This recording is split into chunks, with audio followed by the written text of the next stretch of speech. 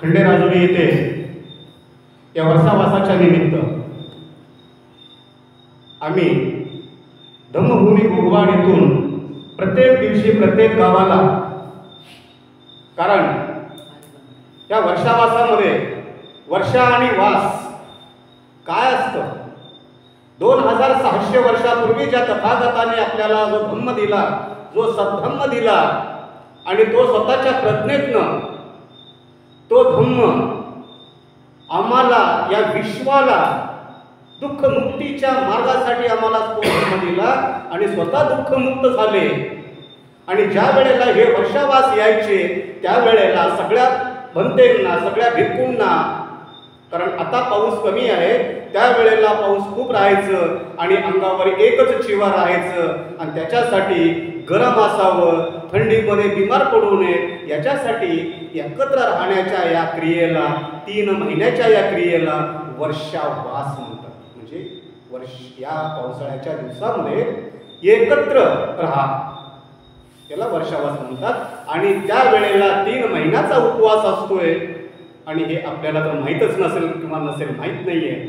तर 2600 वर्षापूर्वी तथागताने आपल्याला जो धम्म दिला त्या धम्माचं आजपर्यंत जे पूजनीय भिक्खुगणांच्या मार्फत आतापर्यंत हा धम्म जागृत ठेवलेला आहे.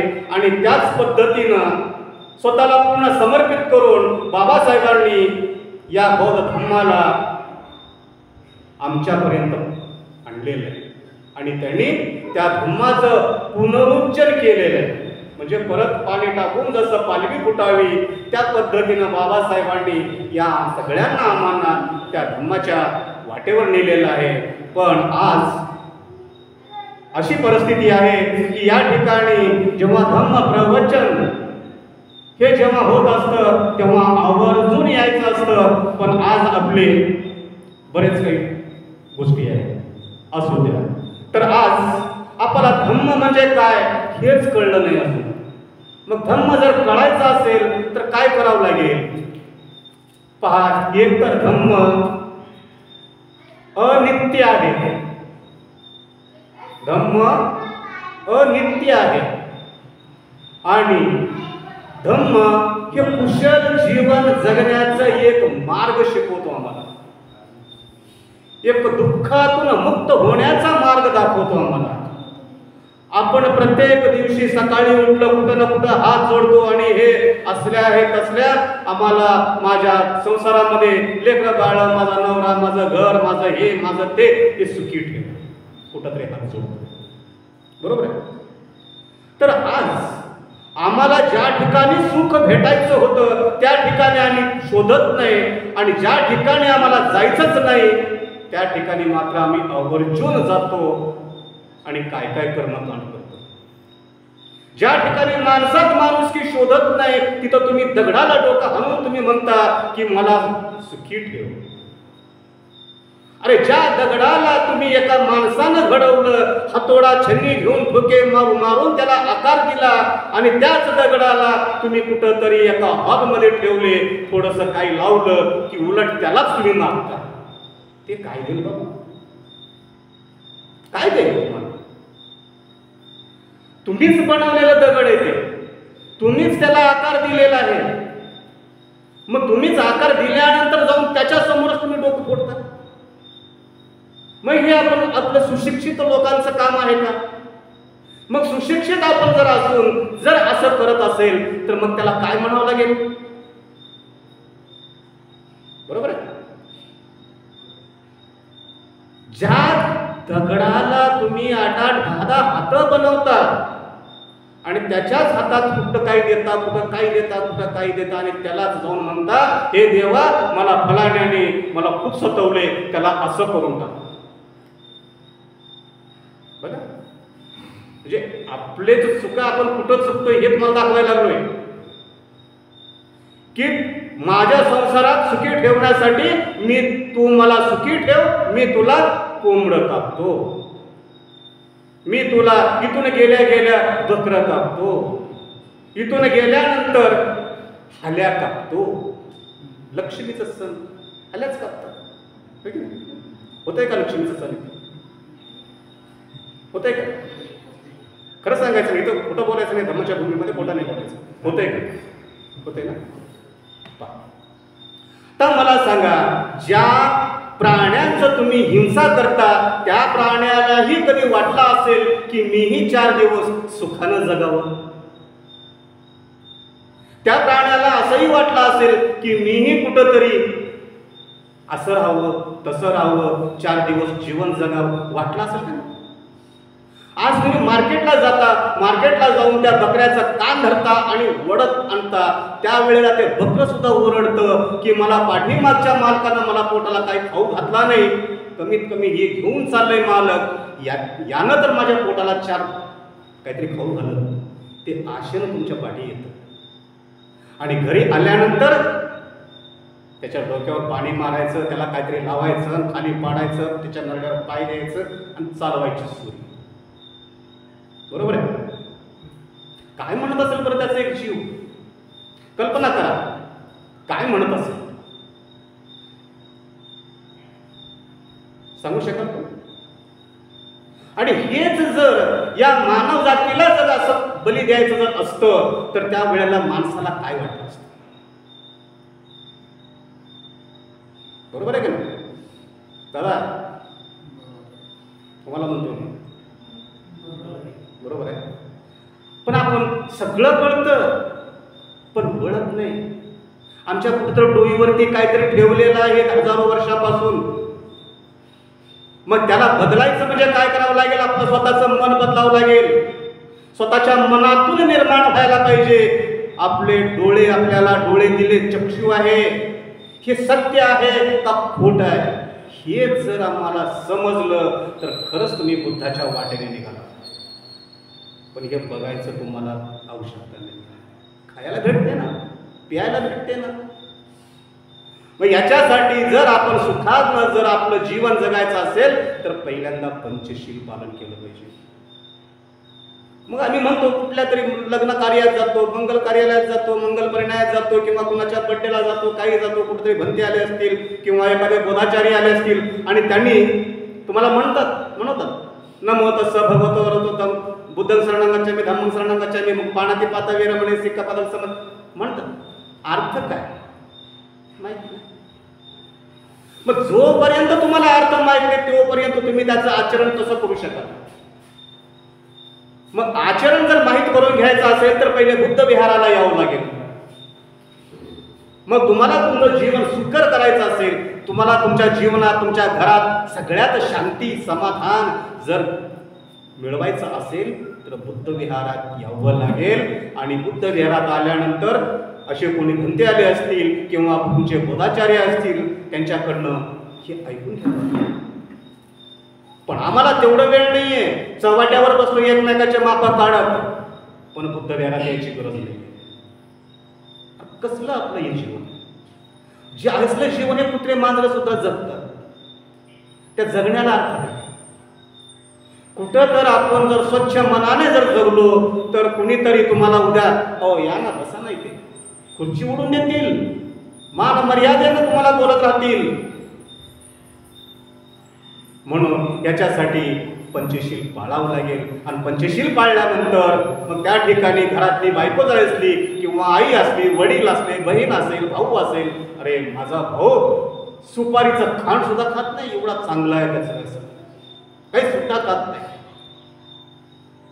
ते बायको सुद्धा म्हणेल हे माझा नवरा 4 लोकात म्हणेल 4 बायांमध्ये माझ्या नवऱ्यासारखा तुझा काय नवरा आहे ग बाई? तुझा नवरा हे खातो ते खातो, पुड्या खातो पिढ्या फुकतो. माझा नवरा साधा वासाला जात नाही, लई चांगला नवरा. ती स्वतः ऊर भरून घेऊन येऊन सांगते ती नवऱ्याचं कौतुक. पण आम्ही काय करतो? त्याच्यासाठी पानाती पाता वेरमणी सिक्कापदं समाधी आम्ही म्हणजे काय की मी माझ्या नजरेला दिसलेले न दिसणारे या भूमीवरील, भूमीच्या भूगर्भातील, पाण्यातील किंवा आकाशातील कुठल्याही लहान थोर जीवांपासून मोठ्यात मोठ्या जीवापर्यंत मी माझ्या कायेनं, शरीरानं, वाचेनं, मनानं आणि माझ्या नजरेनं हत्या करणार. नुसतं हातानंच हत्या होतं असं नाहीये, तोंडाच्या शब्दानं सुद्धा हत्या होतो, या नजरेनं हत्या होतं आणि मनानं सुद्धा हत्या होतं. मनात जर आलं तर ते तुमच्या डोळ्यालाही सांगतं आणि दोन हातालाही सांगतं, जा त्याला असं. जेव्हा मन तुमचं तुम्हाला असं सांगेल त्यावेळेला तुम्ही मात्र करणार. मग ते चांगलं असो की वाईट असो, ते कुशल कर्म असो की अकुशल कर्म असो. म्हणून गौतम बुद्धानं हे सांगितलं, या विश्वामध्ये प्रत्येक मानव जातीच्या अंतःकरणामध्ये म्हणजेच आतमध्ये एक मन, एक बिंदू आहे आणि तो सगळ्यात मोठा आहे. मन जेव्हा आम्हाला सांगेल तेव्हा ते चांगलं असेल की वाईट असेल मग ते विचार करायचा नाही. मन सांगितलंय ना, चला. मग ते कसं आहे काय नाही, मग आपण थोडंसं आत्मचिंतन केलं तर आपल्या हातून जे घडणाऱ्या अनैतिक गोष्टी आहेत, अनर्थ गोष्टी आहेत, त्या गोष्टी आपण करू शकत नाही. मग त्या जर गोष्टी नाही केल्या तर आपण कुठंतरी एक बुद्धाच्या वाटेकडे चाललेलो आहे. म्हणून गौतम बुद्धानं म्हटलं की या प्राण्यांची, कुठल्याही जीवाची हत्या करण्यापासून अलिप्त राहतो असं मी ग्रहण करतो. दुसरा आहे शील. अधिनदाना वेरमणी सिक्कापदक समाधी आम्ही, म्हणजे या विश्वामध्ये जे माझ्या नजरेला दिसतं रूप, रूप म्हणजे 98 प्रकारचं रूप आहे. रूप म्हणजे काय की कुठलीही आकृती, एखाद्याचा चेहरा असेल, एखाद्याची बॉडी असेल, एखाद्याचं झाड असेल, घर असेल, बिल्डिंग असेल, जे नजरेला दिसतं ते रूपमध्ये येतं आणि ते तुम्हाला कलरफुल दिसतं.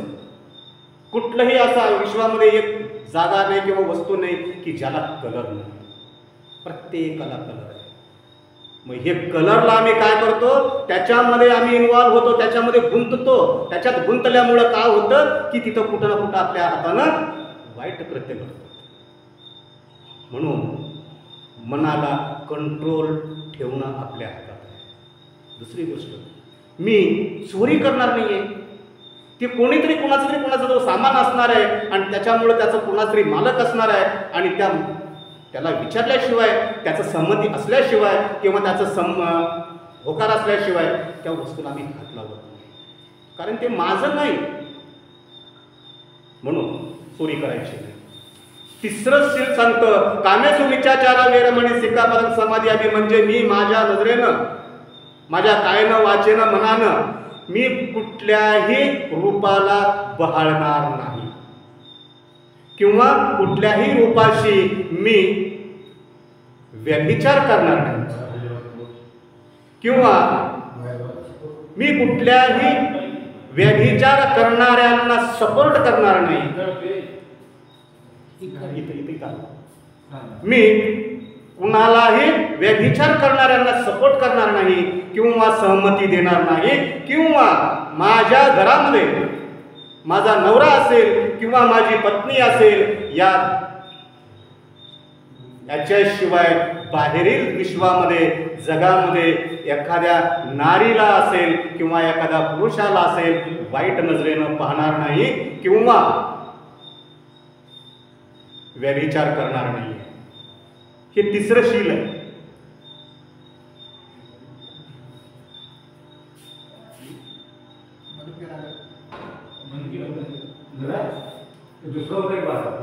तर खंड पडून घेऊ नका, तुम्ही घेऊन या.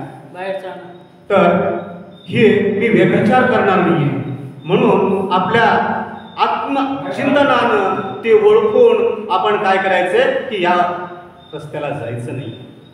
मग चौथं येतं मुसावादा वेरमणी. मुसावादा म्हणजे शब्दामध्येच काय आहे की एकाची फसवणूक आहे. मी कुणाची फसवणूक करणार नाहीये, कारण जर एखाद्याची जर मी फसवणूक केली तर दुसरा माझा फसवणूक करून निघून जातो. हे व्यवहार आहे, तुम्हाला कळत नाही. सगळ्यांना अनुभव आहे गोष्टी, पण विचार करत नाही. मी कुणाची निंदा करणार नाहीये, कारण निंदा केल्यामुळं काय होतं, कुणाच्या तरी संसारामध्ये, सुखी जीवनामध्ये मिठाचा खडा टाकल्यासारखा. बरोबर आहे. त्याच्यानंतर कुणाची चहाडी करणार नाहीये, चुगली करणार नाहीये. चहाडी चुगली करणार नाहीये. चहाडी चुगली करणार नाही म्हणजे मग होतं काय की समजा एखाद्या महिलांनी एखाद्या महिलेला एवढंच म्हणावं की काय बाई सांगू, तुझा नवरा बघ त्या फलाण्या झाडात आले, एका कुणातरी बाई संग बोलत होता, अर्धा तास बोलत होता.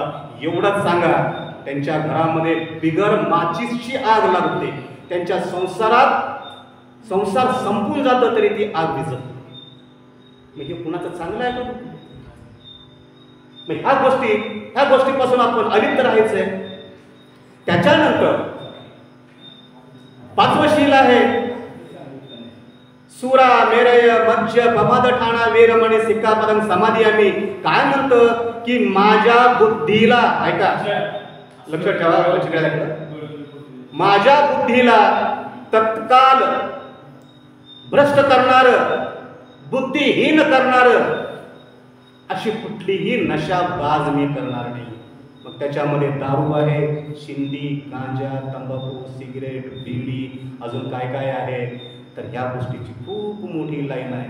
ह्या गोष्टी काय आहेत, तात्पुरतं आपल्या बुद्धीला भ्रष्ट करतात, नशात चढवतात, आणि त्या नशात चढवलेल्या वेळेला आम्ही काय करतोय, चांगलं करतोय का वाईट करतोय हे त्यालाच भान नसतं. बरोबर. त्याच्यानंतर तासानंतर मग सगळी उतरून जाते. मग म्हणायचं अरे मला नशा खूप झाली होती आणि त्याच्यामुळे त्या नशेमध्ये मी काय केलो, कोणाला काय बोललो माहीतच नाही. मग त्या ठिकाणी अंगणात येऊन पडलेला तो, त्याच्यामुळे त्याच्यासमोर आई असेल, त्याची बायको असेल, किंवा मुलगी असेल, किंवा बहीण, मोठी बहीण, कुणीही असेल, मग तो तोंडाला येईल ते वाटेल ते बरबळतो. कोण आहे हे बघत नाही, कारण त्याचं बुद्धी तेवढ्या समयापुरतं वेळेपुरतं भ्रष्ट होतं. मग अशा टायमाला मग आपण स्वतःच पैसा टाकून द्यायचं, आणि आई वडिलांच्या समोर, आई वडिलाची त्या गावात खूप इज्जत असते. कुठंतरी तो एक काळामध्ये न्याय तोडणारा असतो, कोणीतरी सरपंच असतो, कोणी उपसरपंच असतो, नाहीतर कोणीतरी एखादा नावाजलेला व्यक्ती असतो. आणि त्याचा जर मुलगा असा केला तर गावात जाणारे येणारे म्हणतील काय रे तुकाराम, तुझा मुलगा बघ, तुझी किंमत बघ आणि तुझ्या मुलाची किंमत बघ. ते बाप मरून जगतो. मरणही त्याला छोटंसं वाटतं, पण हे जे दिसतं हे मरण्यापेक्षाही भयानक दिसतं. बरोबर. किंवा घरी आला की पत्नी सुद्धा 1-2 वेळा बघते, वाट बघते, त्या मुलांना घेऊन 2 घास खाते आणि जाऊन झोपून घेते. कधी आला ठीक आहे, नाही आला ठीक आहे. शेवटी म्हणते तीच पत्नी म्हणते रोज मर त्याला कोण रड. बरोबर आहे. दुसरी एक गोष्ट सांगता येते, पडलंय गळ्यात फोड त्याला हसून करावं गोड. आता तिच्या आई वडिलांना ती सांगते काय मला बघून दिलीस तू आई किंवा वडील, हे सगळं असलं पिते पिऊन असं करते तसं करते. आता ती आई म्हणते बिचारे काय करू बेटा, त्याच्या का नशिबावर का लिहिलं होतं का, किंवा त्याच्या कपाळावर लिहिलं होतं का, आम्हाला काय माहीत, लोकांनी सांगितलं म्हणून आम्ही तुझं लग्न करून दिलं. आता काही असू दे, आता तुझ्या गळ्यातच पडलंय, त्याला हसूनच ही आई सुद्धा तेच सांगते. मग अशी पद्धत येत असताना काही वेळेला त्याची मुलं सुद्धा हुशार निघतात. अशांची मुलं खूप हुशार निघतात. आणि रस्त्याला जात असताना, शाळेत जात असताना हे कुणाची मुलं जर कोणी विचारलं, अरे फलाण्या त्या बेवड्याचे पोर आहेत, किती चांगलं नाव येते. कुणाची मुलं त्या फलाण्या बेवड्याची. आता बेवडं म्हणल्यानंतर एक विषय आला की दारू पिणाऱ्याचे 3 फायदे. जे कोणी पित असतील, इतर कोण पिणार नाही दिसते चेहऱ्यावर, पण चुकून जर पिले असतील तर ते काय सांगू शकत नाही. दारू पिणारा कधी कुत्रा चावत नाही, पहिली गोष्ट. दारू पिणारा कधीही पूर्ण गाव फिरून येऊ दे, त्याला कसलंही कुत्रा असू दे, कुत्रा चावत. कारण त्या कुत्र्याला एवढी बुद्धी आहे, हे पिलेलं आहे, याला नशा झाले, त्याला चावून तर उपयोग काय. याकडे येऊन निघाला, या कडेला येतो, या कडेवर निघाला, त्या कडेला जातो, ते बसलेले कुत्रे सुद्धा उठून पळून जातात. जाऊ दे बाबा, हेच जास्त पिऊन झालेलं आहे.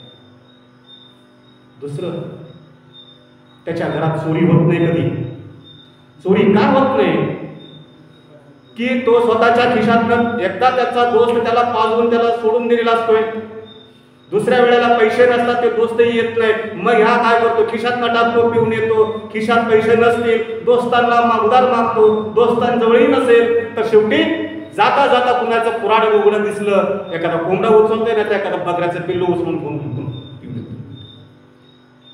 घडलेलेच आहे. हे प्रत्यक्ष आम्ही डोळ्यांना पाहिलेले घटना आहे.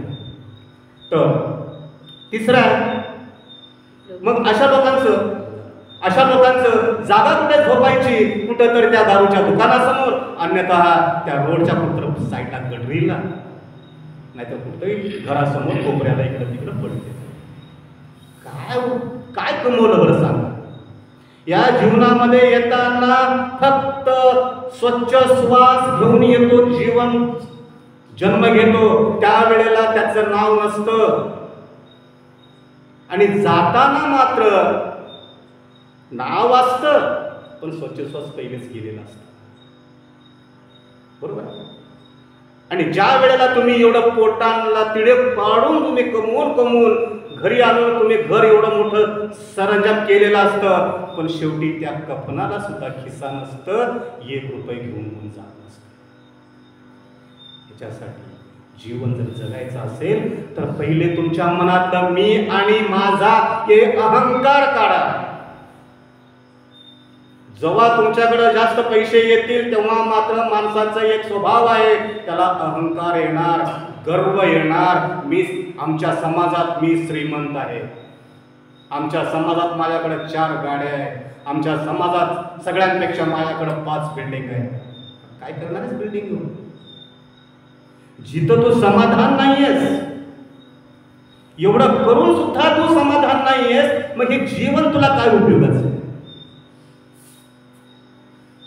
म्हणून गौतम बुद्धांना खूप सुंदर असं हे उदाहरण देऊ सांगितलेलं आहे. पण आता काय माहिती आहे का, वेळेचंही भान असावं लागतं. आणि तुमचेही लोक तर कोण ऐकत नाही माहीत नाही. तुम्हालाही आता शेवट जाताना भूक लागते. मग ह्याच्यासाठी आपल्याला पंचशील पाळावं लागेल आणि त्याच्यातून आपण इतरांशी मैत्री भावनेनं वागलं पाहिजे.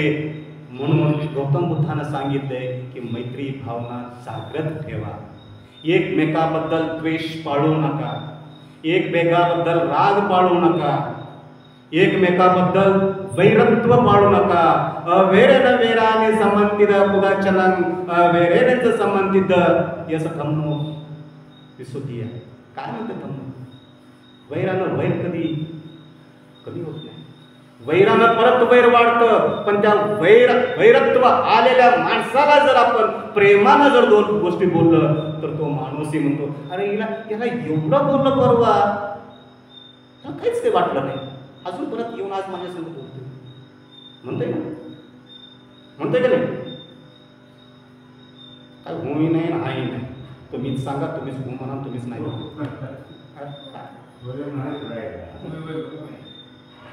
मग याच्यासाठी माणसाचं एकमेकाबद्दल जर प्रेम वाढलं तर तिथं ते माणूस तुम्हाला हेलेवंतावर मध्ये म्हणजे 24 तासामध्ये कधीही जर तुम्हाला काही प्रॉब्लेम झाला तर तोच माणूस तुमच्या मदतीला धावून येतो, नाहीतर नाही.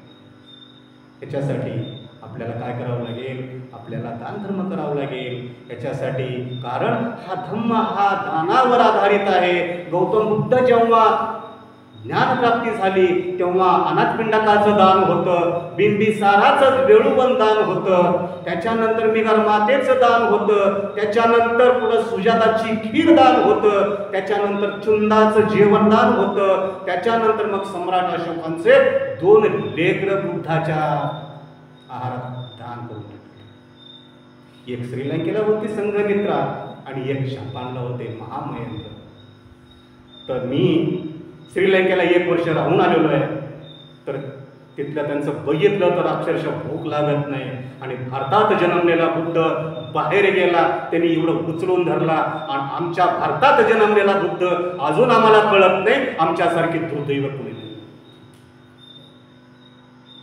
म्हणून शेवटचं एक सांगतो, जेव्हा जर तुमच्या मनाला जर पटलं की खरंच या विश्वामध्ये सत्य काहीच नाहीये, हे सगळं खोटं आहे, ते इथंच टाकून जावं लागतं, काही घेऊन जात नाही आणि हे माझं माझं तुझं तुझं करण्यामध्ये काही अर्थ नाहीये, म्हणून जर तुमच्या मनाला जर तुमचं मन साथ दिलं, तुम्हाला सांगितलं, तर त्यावेळेला मात्र रोज आंघोळ केल्यानंतर पहिले बुद्ध विहाराला यायचंय.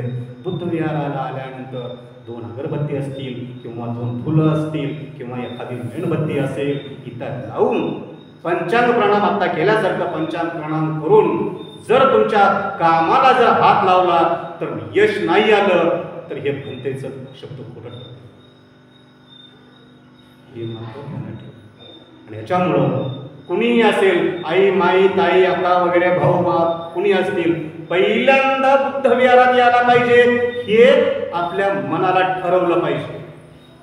मग बाकी तुम्ही कुठलीही कामं करा. हे एवढंच माझ्याही 2 गोष्टी घेतो, संपवतोय. आणि बोलायला भरपूर काही आहे, पण आमचे आता याच्यानंतर आचार्य गोविंद भिक्खू यांनी सुद्धा तुम्हाला आपल्या वाणीतून बोलणार आहे. भवतु सत्वमंगलम भवतु सत्वमंगलम भवतु